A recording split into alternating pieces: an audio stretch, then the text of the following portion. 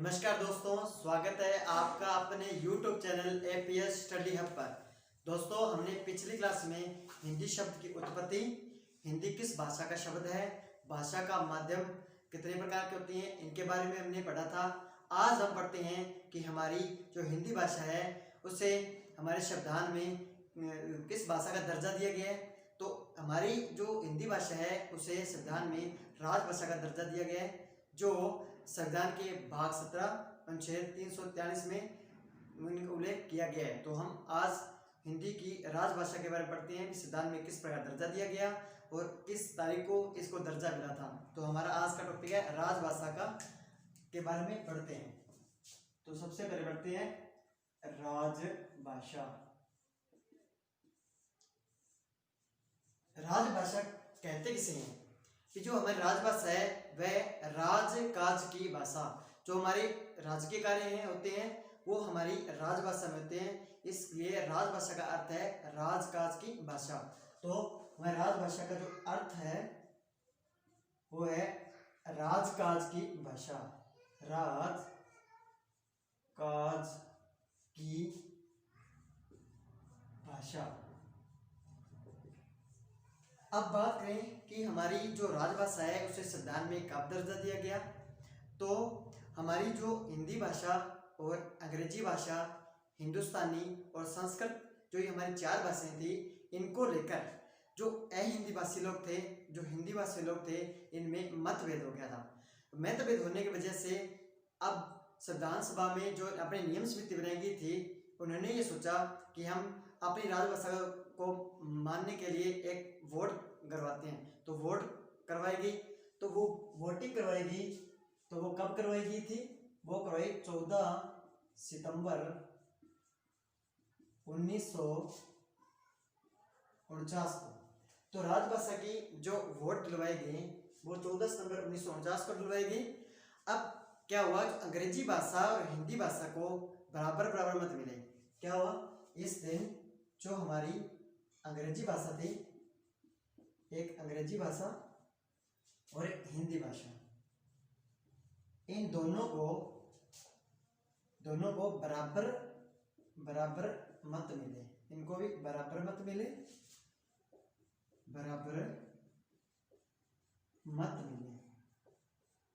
अब बराबर मत मिले तो ये अंग्रेजी और हिंदी में से किसको राजभाषा का दर्जा दिया जाए।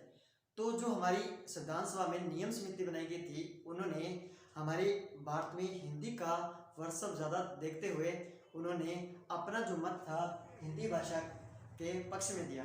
तो जो नियम समिति थी, उस नियम समिति ने अपना जो मत था वो अपने एक मत दिया। अब मत देने की वजह से हिंदी अपने एक मत से विजयी हुई थी। इसलिए हिंदी को 14 सितंबर को राजभाषा का दर्जा दिया गया अपने संविधान में। तो हिंदी को 14 सितंबर को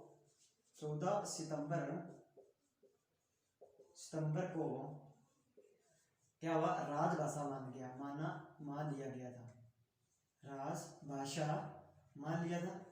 लेकिन जब 26 जनवरी 1950 को अपना संविधान लागू हुआ था, तो हमारे संविधान में जो हिंदी थी इसका जो उल्लेख किया गया वह भाग 17 में किया गया था।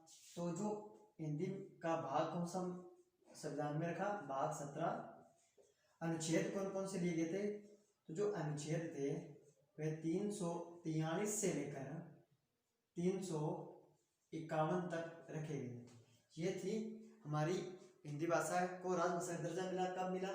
ये मिला 14 सितंबर 1949 को मिला था। लेकिन 26 जनवरी 1950 को संविधान के भाग 17 अनुच्छेद 343 व 351 तक हमारी राजभाषा हिंदी का उल्लेख कर दिया गया था। लेकिन हमारी हिंदी जो राजभाषा का उसके उल्लेख की बात करें तो अनुच्छेद आता है, अनुच्छेद 343 का है।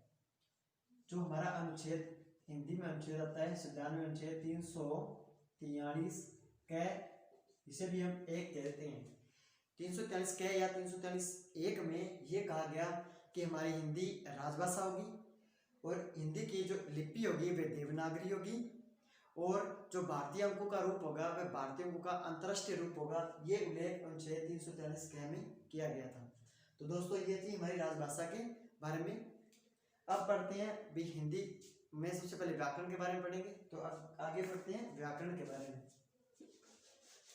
व्याकरण के बारे में पढ़ेंगे कि व्याकरण का अर्थ क्या है, व्याकरण के कितने प्रकार होती हैं, व्याकरण की परिभाषा क्या है, इसको हम नेक्स्ट पढ़ते हैं। अब पढ़ते हैं हम व्याकरण के बारे में। व्याकरण,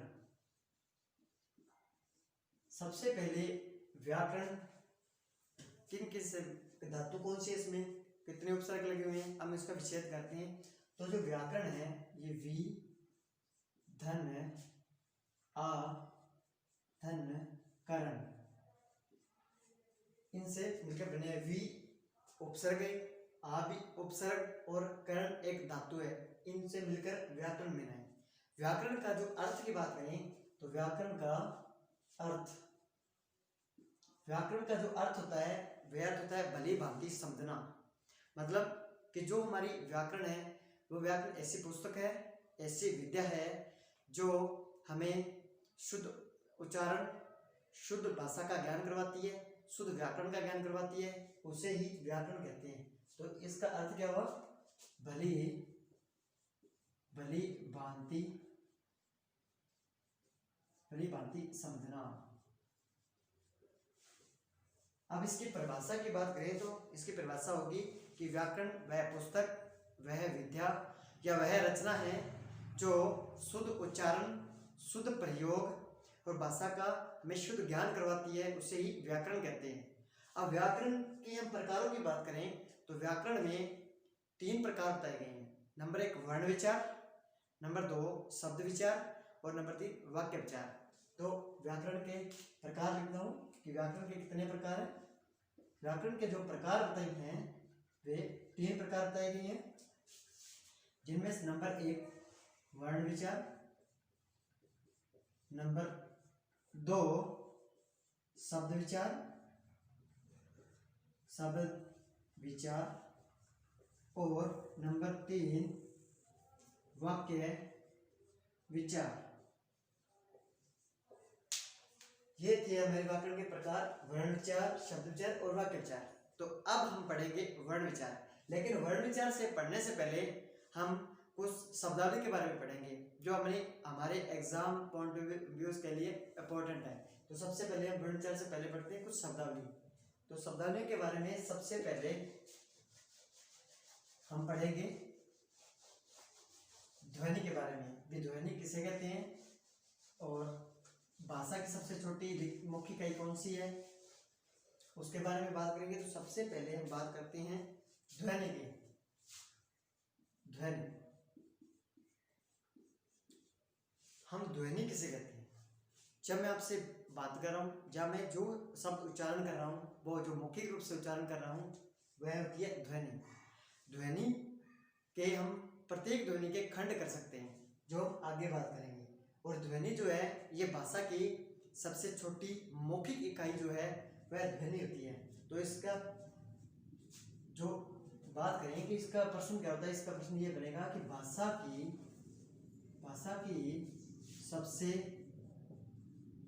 सबसे छोटी मौखिक इकाई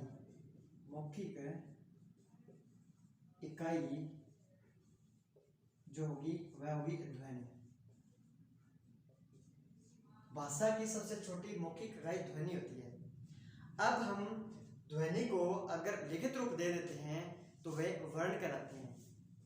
इस ध्वनि को अगर लिखित रूप दे दिया, लिखित रूप देते हैं तो उसे कहते हैं वर्ण कहते हैं। जैसे मैं उच्चारण करता हूँ क, तो ये मैंने जो उच्चारण किया ये ध्वनि थी, लेकिन इस क को अगर यहाँ पे लिख देता हूँ क, तो ये वर्ण होगा। इसी प्रकार ये प्रश्न ये बनता है कि भाषा की सबसे छोटी जो लिखित इकाई होती है वो वर्ण होती है। तो वर्ण क्या होती है, भाषा की सबसे छोटी इकाई,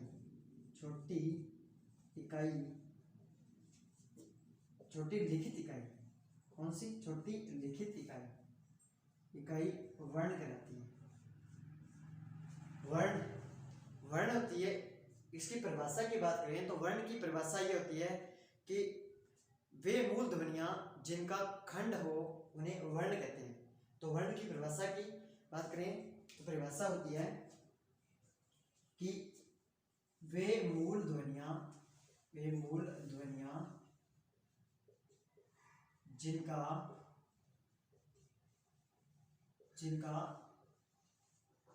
खंड न हो। ये थी ध्वनि की और वर्ण की परिभाषा। अब ध्वनि और वर्ण में अंतर की बात करते हैं। इन दोनों में अंतर क्या है? ध्वनि और वर्ण में अंतर की बात करें, ध्वनि व वर्ण में अंतर। सबसे पहले ध्वनि की बात करूं, जैसे मैं एक शब्द वो आपके सामने उच्चारित करता हूं, शरिता। सबसे पहले लिखता हूं शरिता। ये क्या है? ये एक शब्द है। अगर इस शब्द को मैं इस प्रकार से लिखता हूं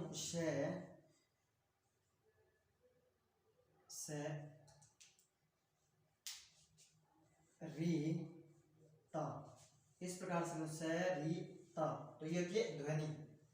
अब एक मैंने बताया कि प्रत्येक ध्वनि के खंड होते हैं, तो इस श के मैं खंड कर सकता हूं।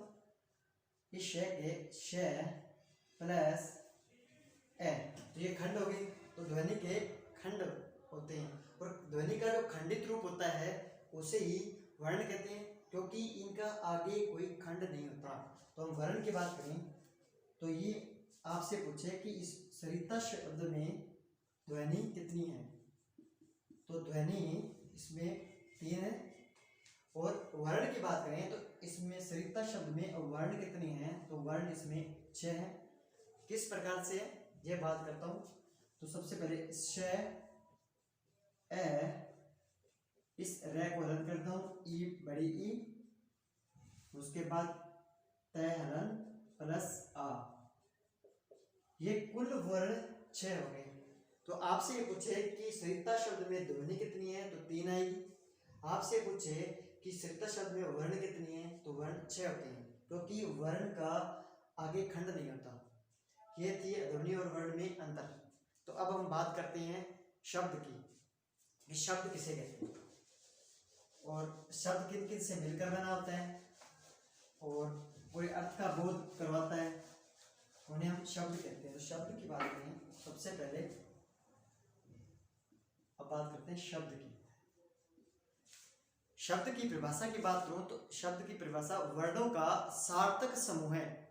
वर्ण शब्द कहलाता है, जो वर्णों का सार्थक समूह होता है उन्हें शब्द कहते हैं। तो परिभाषा, वर्णों का सार्थक समूह शब्द कहलाता है। सार्थक शब्द है, सार्थक होता है अर्थ सहित, इसका अर्थ होता है अर्थ सहित। अर्थ सहित मतलब जो भी वर्ण मिलेंगे, 2 या 2 से अधिक जब वर्ण मिलेंगे तो वे पूरे अर्थ का बोध करवाएंगे। अगर वे पूरे अर्थ का बोध करवाते हैं तो होगा शब्द। अगर वो पूरे अर्थ का बोध नहीं करवाते हैं तो उन्हें शब्द नहीं माना जाएगा। वे निरर्थक शब्द कहलाते हैं, इनका कोई अर्थ नहीं निकलता है। सबसे पहले जिसमें बात करता हूं शरिता शब्द की। शरिता, जो सरिता शब्द है ये किससे मिलकर श री और ता, इन वर्णों से मिलकर बना है। अब सरिता शब्द एक नदी विशेष का नाम है और एक नाम विशेष भी है, इसीलिए इसका पूरा अर्थ निकलता है। इसे एक शब्द और लिखता हूं, वर्ण जो कै, मैं और ल, ये तीनों वर्ण लिखे। अब इन वर्णों को जब मैं मिलाकर लिखता हूं तो ये बनता है कमल।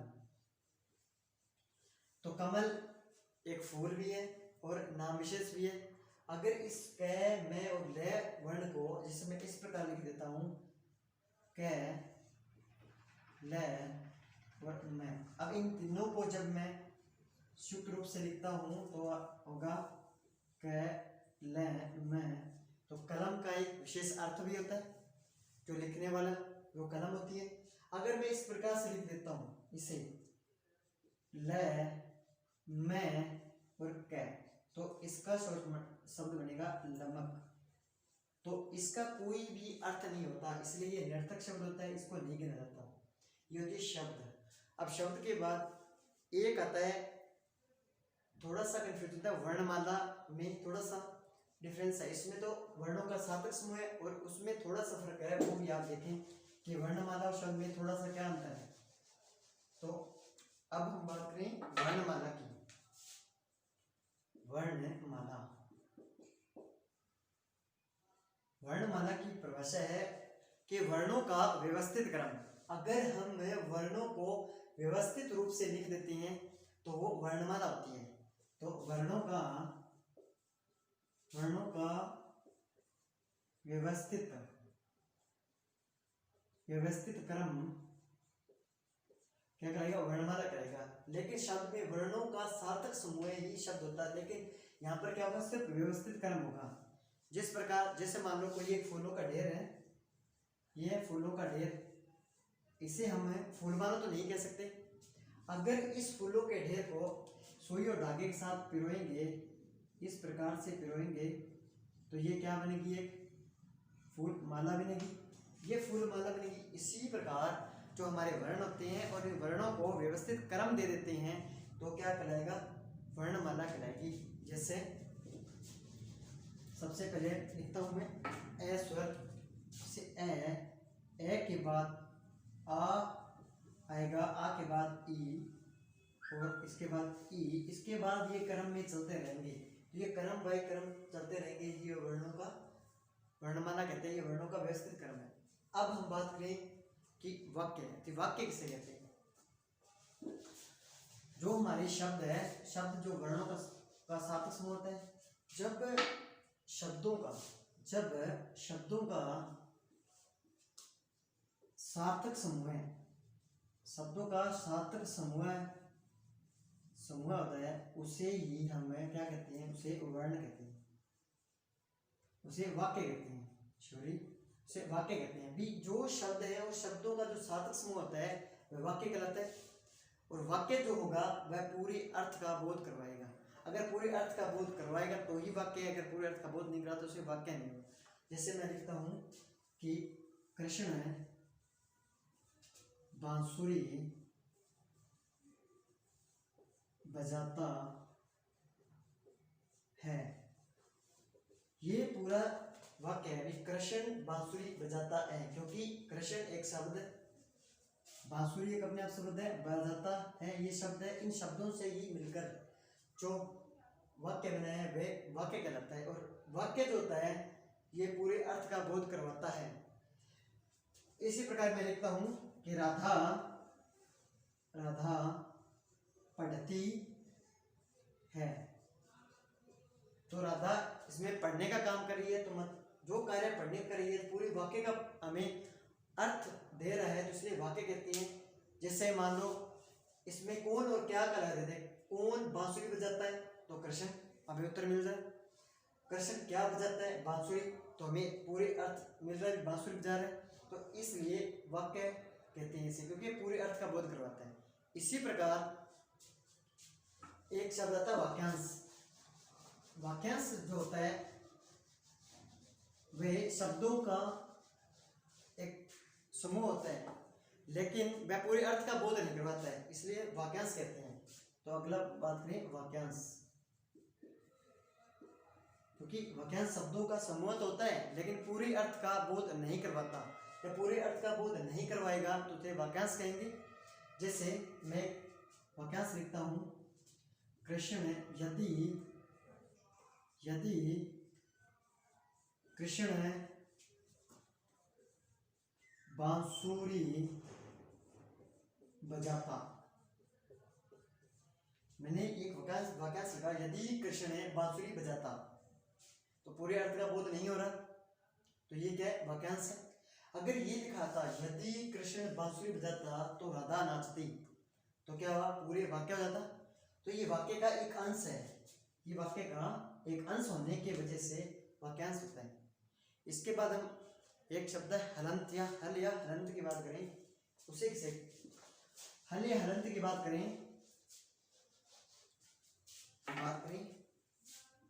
हल या हलंत,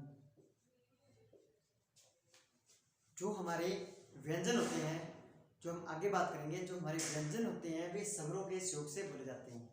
जो हमारे व्यंजन होते हैं वे स्वरों के सहयोग से बोले जाते हैं। जब व्यंजन स्वरों के सहयोग से बोले जाते हैं तो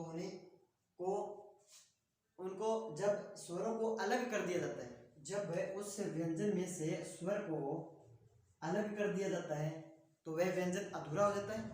जब व्यंजन अधूरा हो जाता है उसको अधूरेपन को दर्शाने के लिए जिस चिन्ह का प्रयोग करते हैं या जिस आड़ी रेखा का हम प्रयोग करते हैं उसे ही हल या हलंत कहते हैं। जैसे मैं यहाँ पर व्यंजन लिख रहा हूँ क, यह अपने आप में पूरा व्यंजन है जो स्वर के सहयोग से मिलकर बना है। जैसे इसमें क प्लस धन ए, ये मैंने स्वर अलग कर दिया।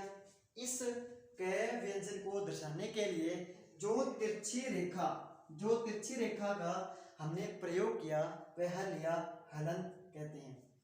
तो दोस्तों हमने आज जो पढ़ा, आपको अगर अच्छा लगा हो तो आप लाइक करें, कमेंट करें और अपने YouTube channel APS study hub को सब्सक्राइब करें और अन्य दोस्तों को शेयर करें। धन्यवाद।